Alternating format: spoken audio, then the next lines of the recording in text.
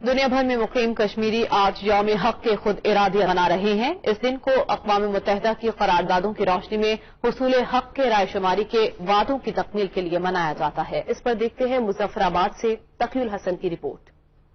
ان کی بغاوت سے خائف ڈوگرا راجشاہی کی ایما پر بھارت نے 26 اکتوبر 1947 کو اپنی فوجیں سری نگر کے ہوائی اڈے پر اتاری، ریاست کے اکثر علاقوں پر قبضہ جما لیا اور مسئلے کو 1 جنوری 1948 کو اقوام متحدہ میں لے گیا، جہاں اقوام متحدہ نے 5 جنوری 1949 کو مسئلے کے کشمیریوں کی امنگوں کے مطابق حل کے لیے قرارداد منظور کی۔ اس دن کو کشمیری عوام یوم حق خود ارادیت کے طور پر مناتے۔ 72 سال ہو گیا ہم اس حق کی تلاش میں سرگرداں ہیں اور اس کے لیے ہم نے 1 لاکھ سے زیادہ لوگوں کی قربانی بھی دی ہے اور جموں میں 2.5 لاکھ مسلمانوں کی شہادت بھی ہمارے اس میں حصے میں آئی ہے۔ گزشتہ 7 دہائیوں کے دوران بھارت نے اقوام متحدہ کی قراردادوں کے مخالف کشمیری عوام کو حق خود ارادیت سے دور رکھنے کے لیے بدترین مظالم کا نشانہ بنایا، جبکہ 5 اگست 2019 کو مقبوضہ ریاست جموں کشمیر کا خصوصی درجہ ہی ختم کر ڈالا ہے۔ ہندوستان قوانین کا نفاذ وادی کے اندر کر کے نہتے لوگوں کو اپنے تشدد کا نشانہ بنا رہا ہے۔ بین الاقوامی اداروں سے اور اقوام متحدہ سے یہ تقاضا کرتے ہیں کہ وہ اپنی ہی سرد خانے میں پڑی سب سے پرانی قرارداد پہ عمل درآمد کو یقینی بنائے۔ یوم حق خود ارادیت کے حوالے سے کنٹرول لائن کے دونوں اطراف سمیت دنیا بھر میں مقیم کشمیریوں کی جانب سے